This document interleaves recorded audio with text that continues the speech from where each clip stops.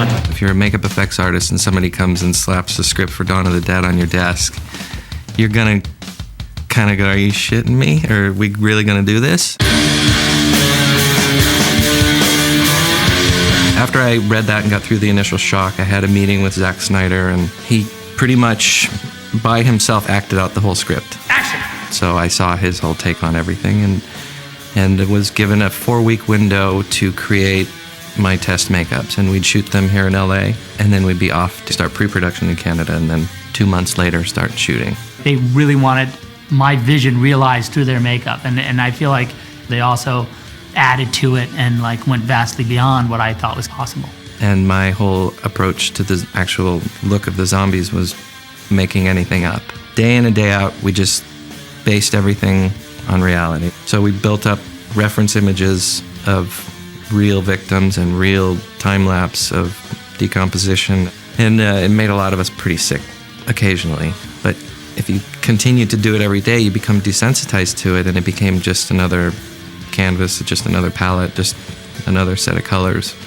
Where in fact, even now, it's been 6 months, I look back on that and kind of go, ugh. Basing it on reality, there's no room for censors. The fact is, it was all really disturbing. So I figured that was the filmmaker's job to either shoot it or not shoot it, or show it or suggest it. But if we delivered what we intended to deliver, which were realistic-looking zombies and horrific images, then it wasn't up to me to put it on camera. The burden was on them. My particular take on the actual look of the zombies was going to be broken down into 3 stages, and the first stage was the first act of the film, and the second stage is the second act, and the third final look of the zombies completes the film. You know, the first stage, the people that are in the beginning of the movie all kind of appear to be emergency room victims, or at least eligible to be seen in an emergency room. The second you come to, you're like a stage 1 zombie. That's with no decay, just the injury that caused you to become a zombie. Stage 2 were those same people 1 to 2 weeks later. So all the color has come out of them, all the wounds have dried up and darkened, and all the blood and mess that happened when they were killed is now all dried up and flaky and black. Stage 3 zombie is basically everything is just falling off of them. They have bits hanging off, and they're rotten, and they smell bad. They're just gross. Their skin is drawn tight all around their facial features, and you accentuate those by adding appliances and getting certain high points in their face to really pop out. To do a stage 3 makeup based on our designs, it was a very complicated, usually over 2 hours, sometimes up to 4 hour long makeup with appliances and all these various applications on the skin.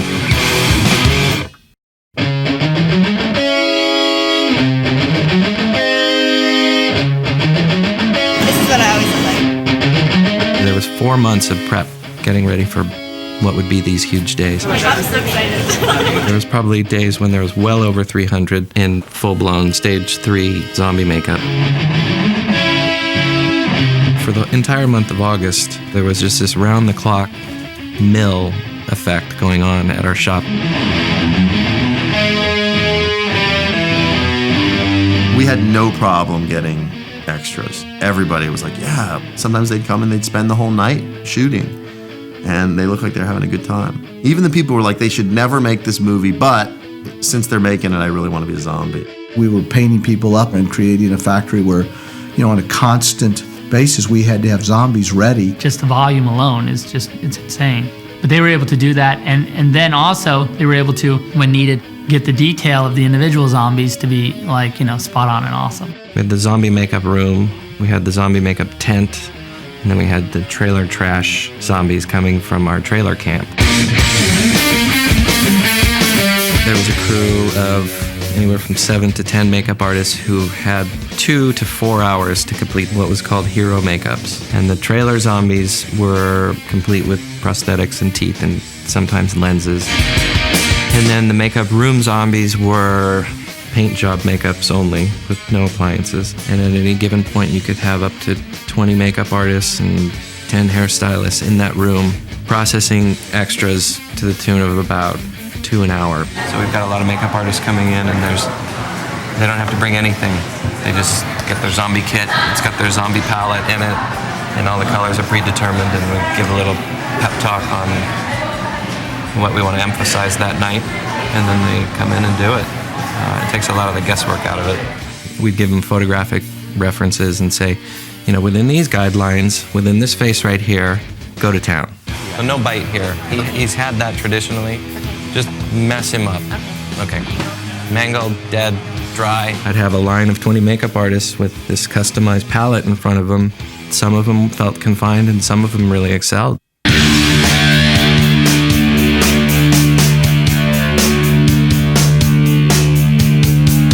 The tents were where we would hand out the masks. There was 60 pullover masks, and there was close to 80 Halloween-type face masks that were all one-of-a-kind creations that we made in the shop.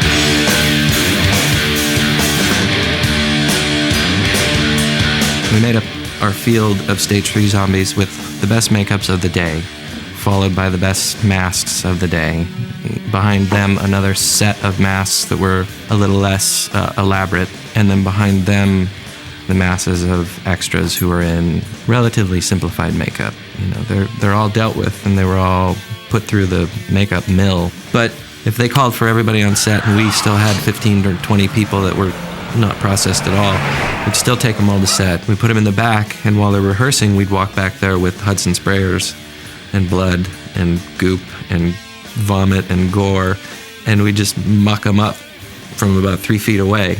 And sometimes those makeups worked better at a distance because they were bolder. You just hit them with this massive amount of goo. It was hot too, so you had some of these guys out there in the middle of the day in the parking lot, like just cooking under these giant latex masks they were wearing. The extras up there in Canada were great about coming back and repeating their role despite the conditions. We were lucky to have a lot of dedicated folks.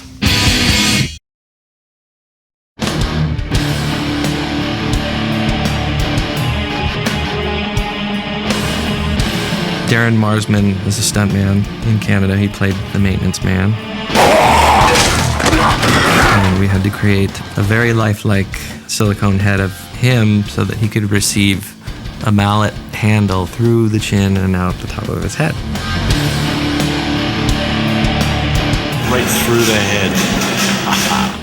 You know, when you make a life cast of somebody, you can only explain to them once what to do once they're under the alginate. And you hope that as a performer, they can help you with the scene by adding something to it and helping you capture that look that's frozen in time and ultimately will be the selling point of the gag. So if it's a stupid expression, it's going to last a lifetime. And his life cast came out cleaner and nicer and more perfect and precise than any one I've ever taken or anyone that anybody in the shop had ever taken. So with Darren, that gag is so successful, and the blend between him and the fake head is so seamless because of what he did for us.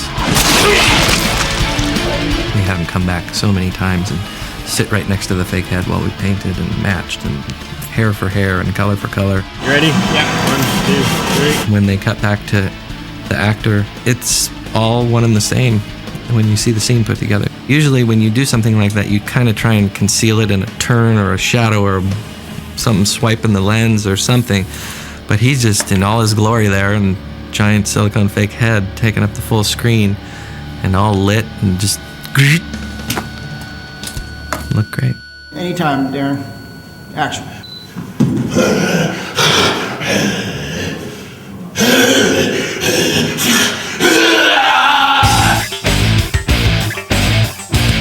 There was one stuntman by the name of Dave Campbell. The most obvious physical trait of his is he has no legs. Action. Dave Campbell's big scene was the garage zombie, and in fact, that was the first thing that he did do. The garage sequence is a big kind of turning point in the film. It's one of the first big scares once they're in the mall. The idea was that he was going to be coming down the pipes of the garage, hand over hand, with his legless body kind of trailing behind. And then from the pipes, he'd be letting go and grabbing the cast member and taking him down and biting him. They harnessed him and cabled a little bit of weight off his back and actually led him around with that. So it created this kind of freakish speed. When he let go, they like pull him down and whoosh, he landed on Barton. Chewed on him like that.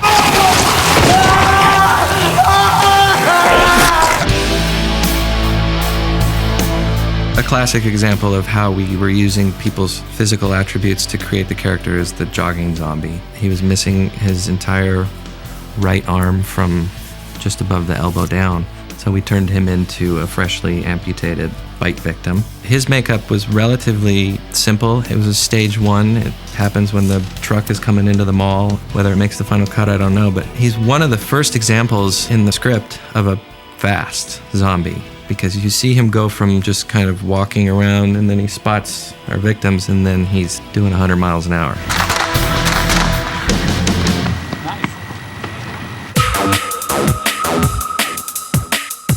Bloated Woman is not a woman. It's a guy, Hermes. I think that Stoney, the stunt coordinator, thought he was going to have a hell of a difficult time finding a stunt woman who was big enough, who could play the part, because it involved a big fight scene. So they opted to go with a man and gave me the challenge of turning him into a woman. I think we probably had about 6 weeks to design and create and test and then finally get him on set. He has like a goatee and he's like kind of tough looking guy in real life. He doesn't look like a woman at all. Thank God, right? You know, you can make somebody look like something, but unless they turn it on from inside, it's nothing. And whether we made him look like a woman or not, he had to play a woman. You know, he had to be a woman. It came time to put the wig on him, and it looked horrible. So luckily, we had a pretty good stockpile of wigs, and we started playing around with them, and we plopped this one on his head. It's kind of this scraggly, salt and peppery hair. As soon as we put it on him, the whole thing just completely came to life, and he knew it and we knew it, and we were taking digital photos and showing them to Hermes. And as soon as he saw that it was something that he believed, this performance came out of Hermes that nobody knew was going to come out of him. And all his stunt friends were kind of ribbing him because he was so good at it. Don't pick up my skirt. I'm looking straight into your good eye. Into my one good eye. To transform her from healthy to dying was not an easy task because she was so beautiful. It was one of the principal characters who was in a zombie makeup that was not pre-designed in Photoshop. It was one of the characters that was shot in sequence, and we just let her evolve in her makeup day by day, just so long as one day was worse than the next. I loved watching horror movies when I was a kid. I saw American horror movies translated in Russian, and they were still terrifying. I basically watched half of them with my eyes closed like this because I was so scared. The character of Monica, we had to create a life-size, lifelike dummy of her because inside of the arcs, there's an accident and commotion, and a chainsaw kind of gets out of control and passes right through. We had to start off by taking a full life cast of her and recreating her whole figure with a silicone model. We had to be able to repeatedly shoot that scene. It was not a one-take deal. You couldn't put all this money into a dummy and then actually try and cut the dummy in half and hope that you'd get it in one. It had to be reloadable. The whole cut area is actually a cartridge that would fit down in there. And that cartridge was loaded with all the blood bags and goo and everything.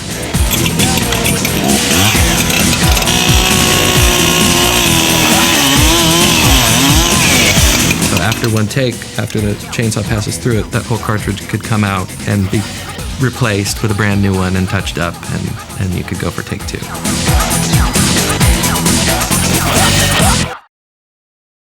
Rolling and frame. 3, 2, 1, action.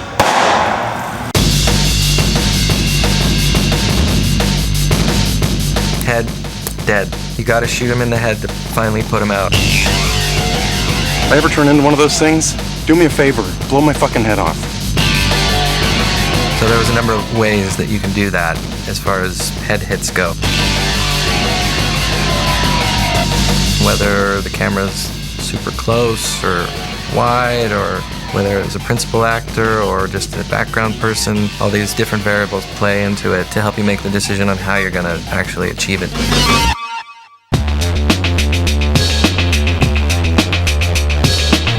There were quick and dirty ways of doing it, and the special effects men in Canada called them kabuki hits, and it was basically just an air mortar attached to the back of the neck with a chamber of blood in it. And there's a tube that comes up like behind your head, and right here there's a nozzle that sprays straight out that way. And then the guy has a trigger, he hits a button, and then blood sprays out the back. And it works best when you're against a wall or a door. Action! Now, Steve!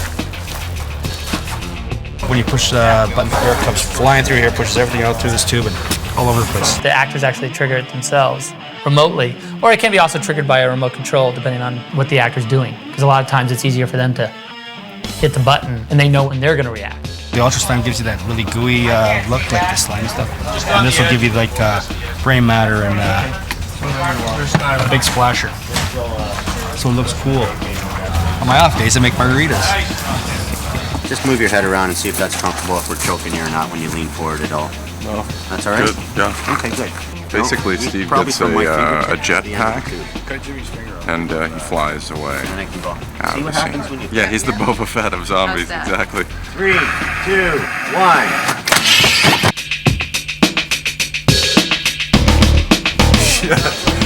That's freaky, huh? The other challenge was for on-camera exit wounds. The traditional is the squib hit, which is a detonated device on the back of the head with a blood pack. The result is a little cap pops and the plug flies out of the head.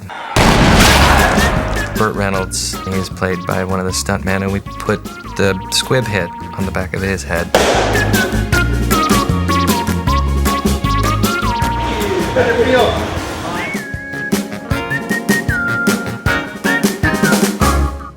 But you can only get so big with those because you can't put that large of a hit next to the person's head. So we needed to come up with a way to basically pull more of the head off with the hit. And we devised this ratchet system. This is one of the plates that we designed so that the ratchet system could be used. And a cable would be woven through there and attached to the brain.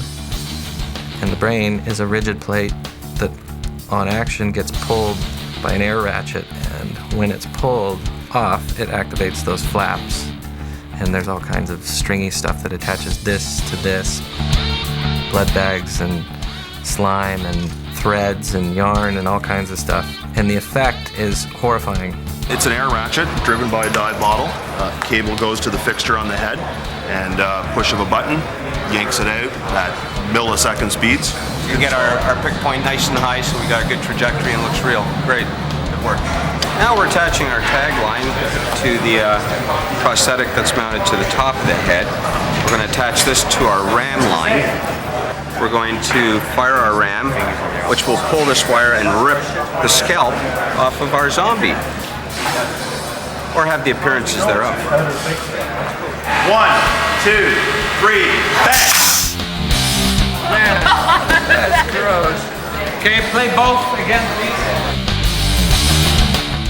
Oh, Jesus. That's like death. We got it? Where he is right now is perfect. Shake it, lots of biting. Action! And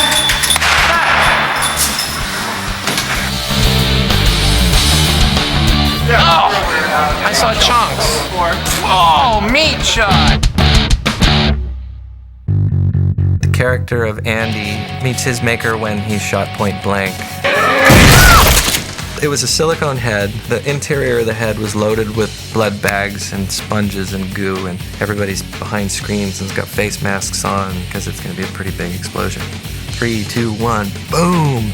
And the thing just vaporizes. When you look at it in slow motion, everything just goes. The 2 eyeballs go flying across the room, and everything's just completely vaporized. And this whole wig thing clears frame just enough for them to use that piece, and then it falls back into frame.